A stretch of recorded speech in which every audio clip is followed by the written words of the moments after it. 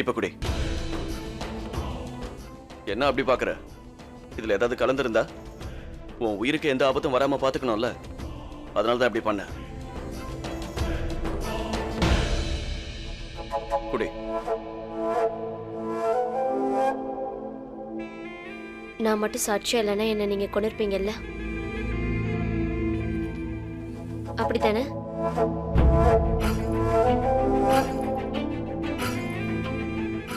உன் வாய் கொழுப்பு இன்னும் குறையவே இல்லை. போய் தூங்க. ம்.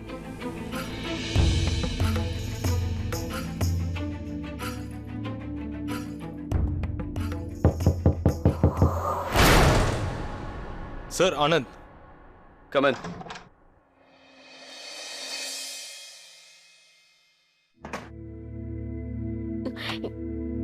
இது என்னோட தாச்சு.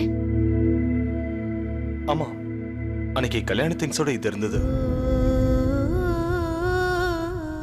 உங்களுக்கு ட்ரெஸ் தேவைப்படுதுன்னு சார் சொன்னாரு.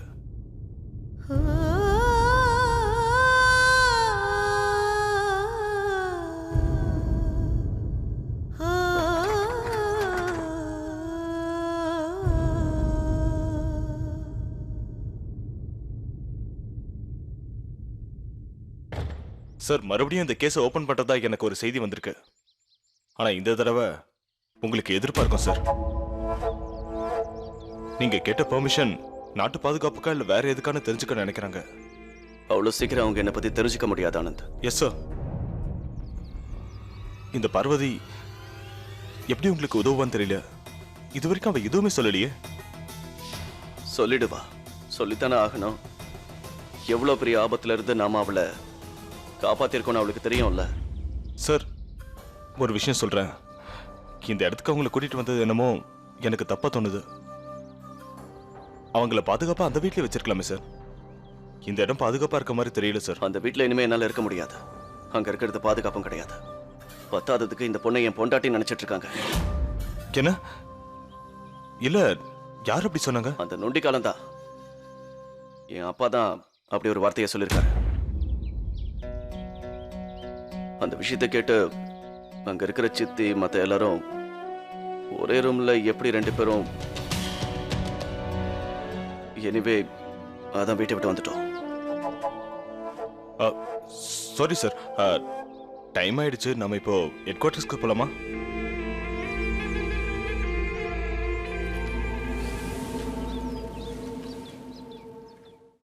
அந்த கடவுளோட கருணையால தான் போன மானம் திரும்பி வந்திருக்குன்னு நினைக்கிறேன்.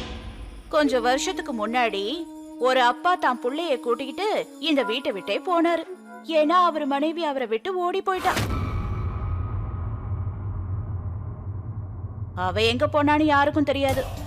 கொஞ்ச நாள் கழிச்சு பார்த்தா ஓடி போனவளோட புள்ள அவன் அப்பாவையும் தனக்கு வரப்போற பொண்டாட்டையும் கூட்டிட்டு அந்த வீட்டுக்கே வந்தான். கால நேரம் பார்த்துதான் அந்த கடவுள் காய நகர்த்திட்டு இருக்காருன்னு நினைக்கிறேன்.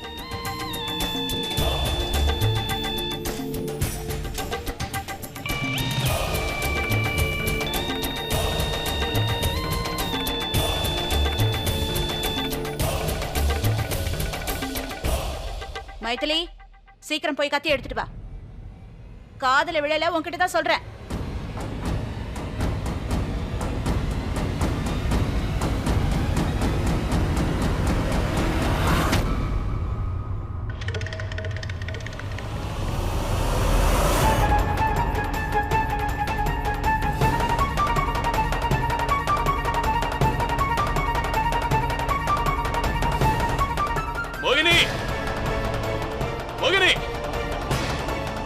ஏன் இந்த மாதிரி அராஜகம் பண்ற?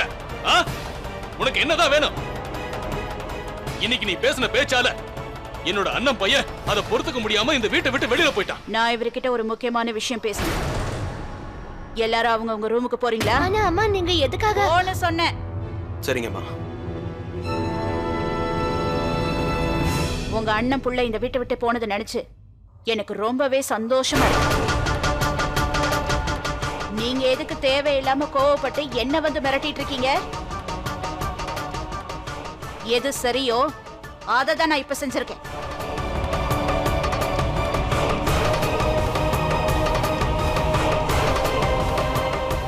பாக்கி விஷயத்தையும் சொல்லி முடிச்சிடுறேன், அதையும் கேட்டுக்கோங்க. நம்ம பிள்ளைங்க உங்க மேல பாசம் வச்சிருக்காங்கன்னு உங்களுக்கு நல்லா தெரியும்ல. ஏன்னா அவங்க வசதியா வாழ்றதுக்கு வாழ்க்கையை அமைச்சு கொடுத்திருக்கீங்கல்ல, அதுக்குதான். அவங்களுக்கு உங்க ஆசீர்வாதத்தை தவிர நீங்க என்ன செஞ்சு கொடுத்திருக்கீங்க? இதுக்கு மேலேயாவது உங்க பிள்ளைங்க உங்க மேல பாசத்தோட இருக்கணும்னா முதல்ல எதிரிங்களுக்காக சப்போர்ட் பண்ணி பேசுறத நிறுத்துங்க. நீங்க எங்க எல்லாரையும் மூணாவது மனுஷங்களா பாத்தீங்கன்னா அவங்க உங்களை மூணாவது மனுஷனா ஆக்கிடுவாங்க. மூணாவது மனுஷங்களா? என் அண்ணனையும் அவர் பையனையும் மூணாவது மனுஷங்கன்னு சொல்றியா மோகினி? நாம இருக்கிற இந்த வீடு என் அண்ணனோடதுதான். ஆனா இதை இத்தனை நாளா பாத்துக்கிட்டு இருந்தது நான் தான். பாத்துக்கிட்டதுனால மட்டும் நீ இந்த வீட்டுக்கு உரிமையாளராயிட முடியாது மோகினி. வீடு குடும்பம்னா அதுல சொந்த பந்தங்களும் நிறைய இருக்கணும். அநியாயமா உனக்கு ஏற்பட்ட பேராசையினால அந்த குடும்பத்தையே இன்னைக்கு இங்கிருந்து நீ விரட்டிட்ட. நம்ம குழந்தைங்களும் இதை பார்த்தாங்க. இன்னைக்கு நாம என்ன பண்ணமோ அதைத்தான் நாளைக்கு அவங்க நமக்கு பண்ணுவாங்க. நிச்சயமா இது நடக்க போகுது. நம்ம ரெண்டு பெரிய ஒரு நாளைக்கு வெளியில தள்ளத்தான் போறாங்க. சொந்த பந்தத்தை விட அன்னைக்கு நம்ம பிள்ளைங்களுக்கு பணம் தான் முக்கியமா படும். இன்னைக்கு நாம என்ன விதைக்கிறோமோ அதுதான் நாளைக்கு நமக்கு வரும். நீ இதை புரிஞ்சுக்கல.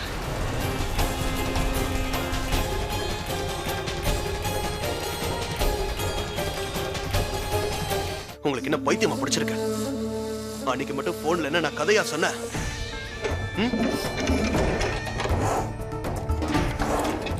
அரண்மனை பெரியப்பாவோட பேர்ல தான் இருக்கு. அரண்மனையோட ஒரிஜினல் பேப்பர்ஸ் கிடைச்சா எல்லாத்தையும் நான் பாத்துக்கிறேன். நீ தான் அன்னைக்கு என்கிட்ட சொன்ன. டூப்ளிகேட் பேப்பர்ஸை தயாரிச்சிடலாம், வேலையை கச்சிதமா முடிச்சிடலான்னு சொன்னீங்க.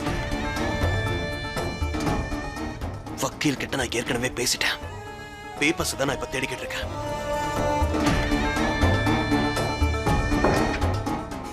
இல்ல இங்கதான் எங்கேயோ அந்த பேப்பர்ஸ் நான் வச்சேன். நான் ஒண்ணும் மறக்கல. எப்படியாவது தேடி கண்டுபிடிச்சிருவேன். நான் தான் சொல்றேன்ல, நீங்க அலமாரில தான் வச்சேன். பேப்பர்ஸ் எங்க போச்சுன்னு தெரியல. எனக்கு தெரியும், நான் தேடிட்டு தான் இருக்கேன். உன் தாத்தாவோட மான மரியாதையை தேடிட்டு இருக்கியா?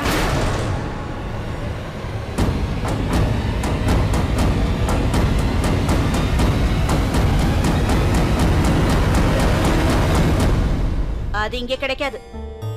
அவரால அதை சரியா காப்பாத்த முடியலன்னு தான் சொர்க்கத்துக்கு அனுப்பி வச்சுட்டாரு. அத உங்க அப்பா சொர்க்கத்துல இருந்து எடுத்துட்டு வந்து யாருக்கும் கிடைக்க கூடாதுன்னு குழிக்குள்ள போட்டு புதைச்சிட்டாரு. என்னம்மா நீங்க என்னடா சொல்றீங்க?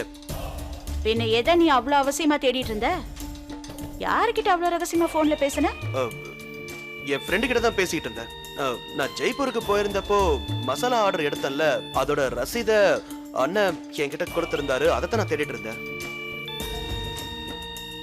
சரி விடுங்க, நான் அப்புறம் பாத்துக்கிறேன். நில்லுப்பா. அந்த ரசீதுக்கு 2 காலா இல்ல 4 காலா திடீர்னு காணாம போயிடுச்சு? அம்மா, ரசீதுக்கு காலா? ஆமாடா, நிச்சயம் கால் இருந்திருக்கணும்ல. ஏன்னா நீ ஊர்ல இருந்து திரும்பி வந்ததுக்கு அப்புறம் அந்த ராட்சசன் தானே உன்னோட ரூம்ல இருந்தான். அப்புறம் எப்படி நீ அந்த ரசீதை அந்த ரூம்ல வச்சிருப்ப? அதனாலதான் சொல்றேன், அந்த ரசீதுக்கு 4 கால் இருந்திருக்கு. நீ ஊர்ல இருந்து வந்து திறந்து பார்த்ததும் அது ஓடி போயிடுச்சு. அம்மா நீங்க வேற. நீங்க சொல்ற சரிதான். அந்த ரசீது எப்படி இங்க வந்திருக்க முடியும்? அது அது அண்ணன் கிட்ட தான் இருக்கும்னு நினைக்கிறேன். நான் கிளம்புறேன்.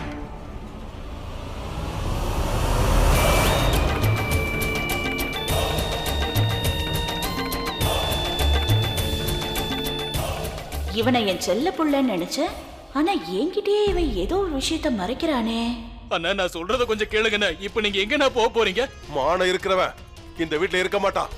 நான் இந்த வீட்டை விட்டு கிளம்பதான் போறேன். அண்ணா அண்ணா என் பொண்டாட்டி சார்பா நான் உங்ககிட்ட மன்னிப்பு கேட்கறேன். அண்ணா நீங்க இப்ப எங்கேயும் போக வேணாம், இங்கே இருங்க. சொன்னா கேளுங்க. பொண்டாட்டிக்கா மன்னிப்பு கேட்கிறேன், உனக்கு அறிவில்ல? ஓங்க அப்படியே அரைஞ்சனா?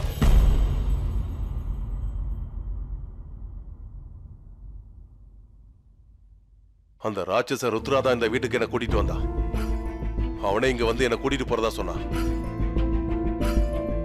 அவன் சொன்னதை செய்யறவன் நிச்சயமா அங்க வருவான். இத்தனை வருஷமா நீங்க திரும்பி வரணும்னு நான் சாமி கிட்ட வேண்டிக்கிட்டு இருந்தேன். என் வேண்டுதல் அந்த கடவுள் நிறைவேற்றிட்டாரு. நீங்க இந்த வீட்டை விட்டு போக கூடாதுன்னு. உன் பொண்டாட்டி இருக்கா பாரு, அவ இப்படி எல்லாரையும் கேவலமா பேசுறா. வீட்டுல இருக்க சாமி கூட வெளியில போயிரும். மோகினி பத்தி நீங்க கவலைப்படாதீங்க. அவ குணம் தான் உங்களுக்கு தெரியும்ல. போதும் போதும், நீ கொஞ்சம் நிறுத்து. இங்க பாரு, இதுக்கு மேல என்னால இந்த வீட்டுல இருக்க முடியாது. என் பிள்ளைக்கு இங்க இருக்க பிடிக்கலையே, அப்புறம் நான் எப்படிடா இருக்க முடியும்? மாமா, அது வந்து நான் உள்ள வரலாமா?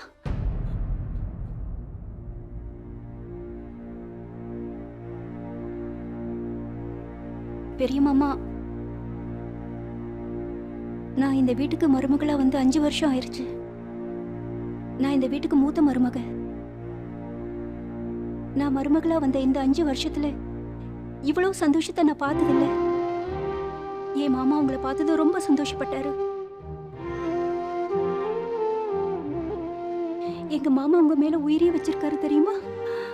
அவர் எப்போ உங்களை பாப்போன்னு காத்துட்டு இருந்தாரு.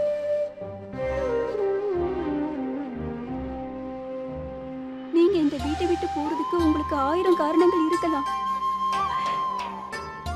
ஆனா இத்தனை வருஷத்துக்கு அப்புறம் இந்த வீட்டுல நாம எல்லாரும் ஒன்னா சேர்ந்து இருக்கிற சந்தோஷம் கிடைச்சிருக்கு.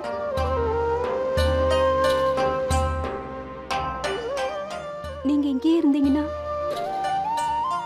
ஒரு நல்ல மாற்றம் வரும். என்னைக்காவது இங்க ஒரு நல்ல மாற்றம் வரும் நான் நம்புறேன். இந்த மருமகளுடைய நம்பிக்கையை நீங்க தான் காப்பாத்தணும் மாமா. தயவு செஞ்சு இங்கேயே இருங்க.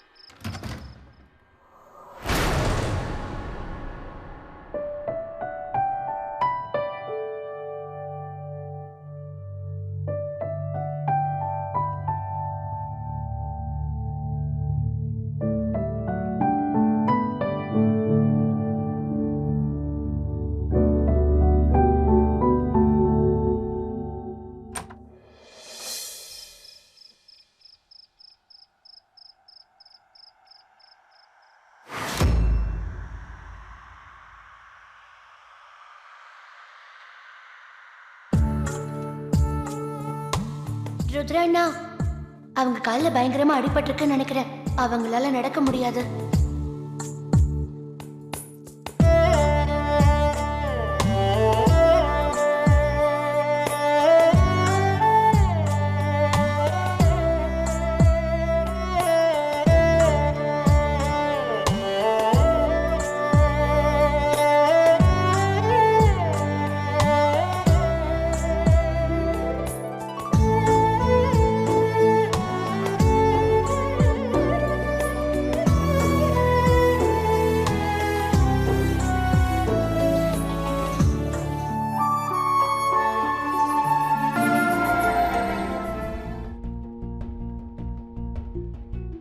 ஒரு நாள் காலை புது விடியல் அன்று இரவின் நிலவை சூரியன் அகற்றியவாறு மலையின் அடிவாரத்தில் இருந்து பிரகாசமாய் கதிரவன் உதித்தான்.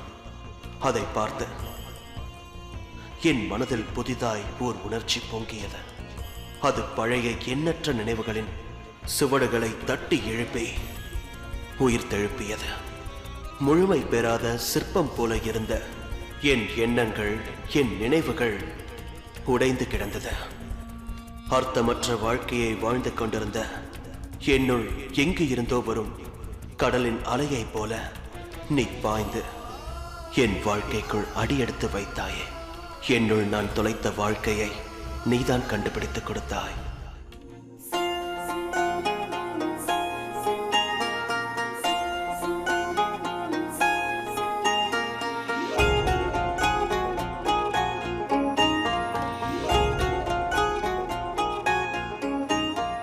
விதி சதியின் வழியா ஓர் பூவின் மனது பேசும் மொழியா முதலும் இதுவா முடிவும் இதுவா புதென்றல் பயணம் தொடரும் மெதுவா கண்கள் ரெண்டும் கலந்தது அதில் காயமெல்லாம் கரைந்தது விதியின் வழியா சதியின் வழியா ஓர் பூவின் மனது பேசும் மொழியா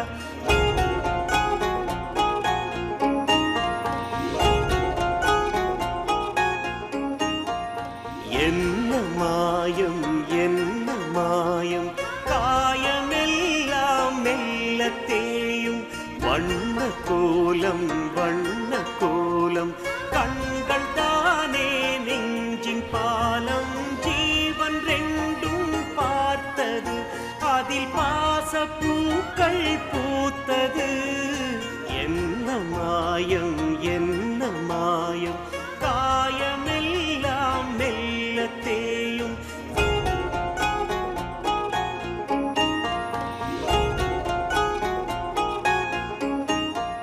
பாதை வேறு பயணம் வேறு ஒரு நூலில் இங்கே இணைப்பதாறு இறைவன் கையில் மனித பொம்மை என்னாலும் வாழ்வில் அதுவே உண்மை கண்கள் மீண்டும் பார்க்குமா எதிர்காலம் ஒன்றாய் சேர்க்குமா பாதை வேறு பயணம் வேறு ஒரு நூலில் இங்கே இணைப்பதாறு இறைவன் கையில் மனித பொம்மை என்னாலும்